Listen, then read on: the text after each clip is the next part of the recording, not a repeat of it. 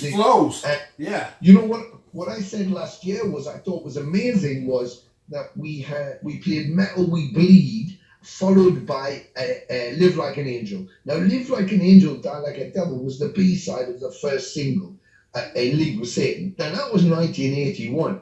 So I Yep. said you've got a song that was written in 2017 following a song or a song following that was written in 1981, 1981. and it feels like it's the same music from the same Same band flow. at the same time. Yeah, that's it, brother. That's when you know you've hit the seam and you've hit it right, and that's called honesty. We play everything as ourselves. And so with the new album, it's basically more of the same but better. We don't care what anybody else is doing. We don't care what anybody else is thinking, and we're not trying to beat anybody but ourselves. That's When it. we think we did a good album with RV, but we want to do a better album. That's it, That's what brother. we're in for. You know, Mantis has a shitload of stuff. He's sending demos all the time. I've been writing frantically. I wanted to get it ready so we could get it in March. So how many songs you got though? Well, how many songs have we got? I think we're probably in the region of 30 or something. But we're refining those into, you know, a package, probably 10 to 12 because what I'd like to do, like what I did on the last album, was we put 2 lyric videos out. I shot a video for Black and Roll, which will go out this year. Yes. I've been logging video footage, so there'll be a DVD release or a video release, stream release. Cool. Bloodstock will go out as a DVD pieces also. There's lots of interview stuff and stuff I'm putting together on a kind of documentary I'm doing. And you said you're coming to DFW area in America, right? Exactly. I mean, the schedule is that the album I wanted to get out in March, but now we've got tentative ideas, but we don't want to nail anything down. So the title we're still playing with, the album artwork we think we've got, and the tracks we're just refining the ones we want to put on the album. Send me the title, man. Send me the title. I will. As soon as and passes. I'll let you know. And passes. Without it. But we've got, because February, I think January, the end of January, we go to South America until March, and then we got to get back because we then have dates. We have a load of festival dates, Vakin, Hellfest, the shitload. How is it over there in South America? I just gotta ask, man. Well, you know, it's amazing culturally, the food, the people. We talked about Japan already. Yeah, Japan. I mean, that's like on another planet. That's like its own place. It's spectacular. But I think the mistake is, and it is a mistake, is that people all go, yeah, I want to get my band to South America because they're fucking crazy and they go nuts and they love that shit, dude. They love that shit over there. And they also say the same thing about Japan. But if you're shit, they won't come and see you. They're not stupid. They're fans of metal, but they still are discerning. They want to hear good metal, not just anybody. I think some bands just think, well, you know, I'm not really known here, but if I go to South America, they'll just come and see me anyway because I'm metal. It's like, no, they won't. No, they won't. It's like, you know, you still have to promote, you still have to produce, you know, and you're going into territories like Colombia, Paraguay, Uruguay, Argentina, Costa Rica, Panama. It's gotta be Bolivia, scary playing Chile. over there, man, bro. Isn't it? Is that some instance like I was reading the last book I read was the Freddie Mercury, and he said like no, really it was him, but it was Sebastian Bach was like given, or maybe it was fucking Motorhead or something. Yeah. And they went over there, and they said like, fuck, man, they had like an army or something. There was some weird shit going on, you know, South America, you know. They said, yeah, well, you know, some of them are in political upheaval most of the time, and some of them aren't, you know, and it depends where you go, and it can be dangerous, and you can get gear nicked, and you can, you know, lots of stuff can go on, but also you can go in and out and have a fantastic time. I mean, you know, Destruction went in and out a couple of times and had... Destruction, love those guys, man. Those guys. Oh, man. they went to Mexico. They got guitars stolen. There's some guy at a knife point. The promoter ran off with money. Vader went in there from Poland. Death metal band Vader. They went in there, and the guy ran off. They had no money and was stuck in an airport for 2 days and ended up being in the country for a week. Now I've been taking us in and out of there for fucking 100 years. Never had a problem. In and out. Never touched the sites. Never lost any money. Never lost any promoters. Never lost any equipment. I mean, have I just been lucky and they've been unlucky, or they're going maybe with the wrong people, or I don't know. Yeah, that's what I'm saying. So it can be very different, but it depends on how you are. I guess I've been going to Brazil quite a lot, Colombia, of course, Mexico. I worked in Mexico for a long time. So Mexico was fucking crazy, dude. Yeah, nuts, and I love it so much. But I think it's like anything. If you go to your local neighborhood, you just go to your bar, you go do your shopping, and you fuck off home. I was in where's that the border town with El Paso, not Tecate, Guatemala? No, it's the Mexican border town where all the drugs and it's fucking kicks off. It's in the south. I can't remember its name. Me either, man. Do you know Diana? She don't even know. Hey, have you ever seen my partner before? Yeah. Yes, Diana, yes. Oh, okay. I thought you'd never seen her before. I was going to bring her in. Yeah, well, she keeps... I saw her creeping this side of the... yesterday, and I saw her creeping there. She creeps, huh? Yeah, see if she... See? There you go. Hey! She's still creeping. You've been down there, and in a Walmart, and... They got a Walmart in Mexico? Well, no, there was a Walmart on the... I was in the Walmart on this side. Oh. On the American side. And wait a minute, do they got do they got Walmart in London? No. So, no. All right, tell me your spirits, man. Yeah. But we have American, because they just changed the name, but we do have a kind of Walmart, but it's called Asda. So it's the same company, they just switched the name around. But anyway, so with this border, I'm at this Walmart, it's on the top of a hill, I'm looking down, I can see the town way across there, and then I hear all these gunshots going off. So I say to a Mexican guy who's with us, I said, fucking hell, all the gunshots going off, and he went, yeah, probably.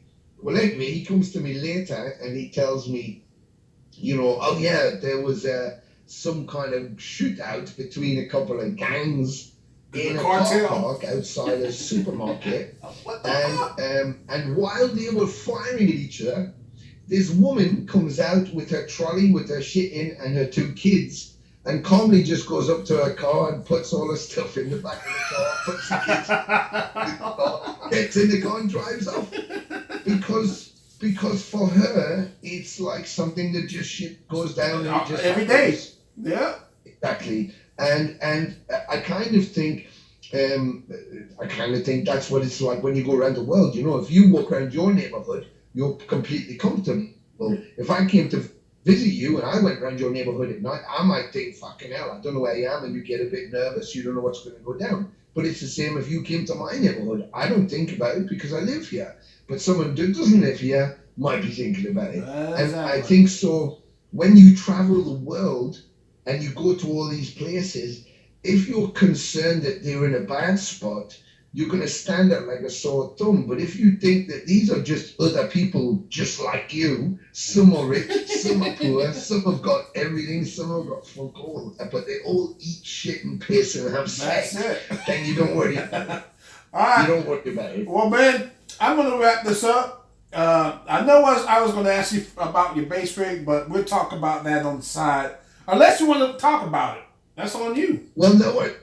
I feel bad because you did ask me yesterday, and then my daughter called in, and I was like, oh shit, I gotta go. So, but my bass, I keep my bass rig quite simple.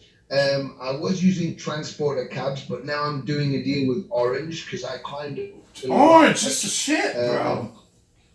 Yeah, I like the heaviness and I like the pure sound, and it's a bit old school, and I like that kick, particularly for what we do in Venom Inc. Pedals wise, I use I got a loop station which I'm working some stuff out, but I use digital delay or Boss digital delay. I use a phaser pedal because that's classic Venom at War with Satan. I use. So how many pedals you got? Flanger pedal. And well, I use it. I use a noise gate, of course, but I use a digital delay. I use a phaser. So you got on one pedal, like a board pedal? Well, I do have a Boss pedal board, but because sometimes when we tour, we have to go in and out very quickly. So I just take the single pedals. I keep them all on battery, so I don't have to worry about wacky power in Puerto Rico or something like that. Have them change it out every gig, yeah. All that shit. So if I keep her on battery, fresh battery packs in there, and I have an endorsement with a company out of Holland called Donell, who make my basses. It's called the Big Generator. Wow. It's with a humbucker pickup and a single coil, which just gives so much fucking pop, man. Dude. If I use the volume and tone control, but if I pop to humbuck it, fucking she's a monster. And I throw it through on my final pedal. I throw it through a Sans. So I've got a Sans floor amp, preamp box, but I actually have a rack mounted one, and the rack mounted one is a purer signal. I think the ground one is a bit dirty, and you get problem with the ground lift sometimes. Depends on where you are. But I use the rack mount one, and it gets a pure signal. But the Sans is really good for giving you a great drive. So it got a good punch. Very good punch, and with the Donell with the bottom end, because they're jazz basses, so they have that high frequency response. I get lots of tonality, lots of top end, and if I play with the tone control on the bass, even when I've got the growl going, I can get a nice round sweet sound as well. So you can soften it, you can play with the dynamics of the bass. I gotta talk to you about that, man. I mean, how many basses you tour with? Like two? I usually take, I've got 3 Donells. I usually take 2 with me. I used to use my Rickenbacker. I got a 4000. Rickenbacker, yeah. Yeah, and that thing, the best amp that ever went through was a Marshall 900 lead head. Wow. Throw that through there, throw the preamp up, and all of a sudden, I was Lemmy. It was like, Lemmy. Murder one, that's his Murder one. That's it. Not fucking about with any pedals. And I think if you can, amps have developed to a massive degree, amping and everything, but sometimes they got too much shit going on board, and you need to simplify that. Find your bass. That's the most thing. Find a bass that feels comfortable, that has a sweet sound when you're doing nothing with it, and then build from there. Dude, I tell you what, I was on stage with Korn. Yeah. And that bass, feel these bass, they got millions and millions of pedals. You just hit the bass. I'm like, is the motherfucker even playing? This fucking guy, the fucking pedals doing the shit for him, Exactly, what the fuck? Exactly. And I don't know about you, but I'm all of the stuff that I learned to play was all notation, Geddy Lee and, man, I wish Rush was fucking coming, man, fuck. They're calling it quits. That's like where they're playing a lead and they're also playing a rhythm. And then when you think of Lemmy's rhythmic style and you add that in, it's like, it just gets really fucking exciting. That's why, it's like a punk feel. I like, many people, like, usually I play with picks, because I like that, That's it. Sometimes I'll play with the fingers if I'm in the studio or if we're sound checking, because you get a different kind of tonality, of course. But, you can't beat a pick to get that attack. That's it. I just love it, man. It's like, yeah. You can thrash it. You can play triplets, so you can do a Metallica. You can join in with the guitar doing those kind of triplets on strings. No doubt. And because there's only 3 of us, it really beeps the sound up. And I use my picks or I get custom picks made. Yeah, send me one, man. I will, don't worry. But they're 2 millimeters thick. And most people pick them up and go, fucking hell, this is a bit thick. How do you use this? And I went, wait till you see it after the show, because I shred the fuck out to nothing. I just destroy it because I'm hitting so hard. So you use a fucking thick motherfuckers then, huh? Oh, very thick. And, you know, we tune to C sharp, so I've got a bit of playing in the strings as well. But I beat the fuck out of it, you know. And the good thing about the Goels is they're big, thick, heavy monsters, so I try and be as brutal as I can with them. What's the kind of strings, though? I was using Dunlops, you know, and I was going for 110s, and so I play about with the gauges on them. I had so they hold up pretty good, or? Yeah, they were okay. You know, Chuck Billy got a bunch of Dunlop, and they were okay. But what I found is that, you know, I was striking so hard that they were swarfing. So some of the wind, the metal was coming off, and they were being dulled very quickly. Wow. So there was Kurt Mannion making strings, so I got some strings from Kurt Mannion, but they were snapping on me. You know, I didn't like the wind. I think the core thread wasn't strong enough for me. But now they've improved those. We've got a tighter wind and a better core string, so they're okay too.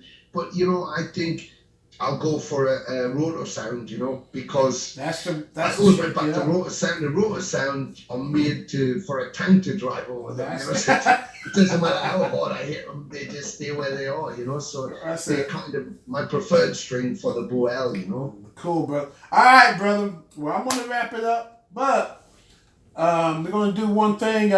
We gotta give a shout out to Bruce Corbett, and I mentioned that to you. You got any messages for him, or?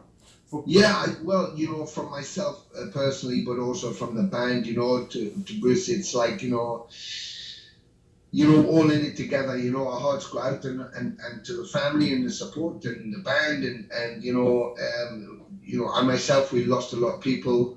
You know, Mantis died last year. You were telling about that. Yeah, tell me the story. An heart attack, and brought him back to life, and you know, it brings it very close to you. But you know, we're a small community, although it seems very big, and every musician is part of us, and it's like we lose a little bit of us every time, you know. So my heart goes out, and I wish him all the best, and peace, and to everybody around. We're thinking of you, we're supporting you, and you know, there's a legacy you're leaving right there, and you know, I wish him all the best. Man, I love you to death, Tony, man. Man, fuck. All right. Is your daughter out tonight, or do you have to go pick her up again, or? She's asleep. Hey,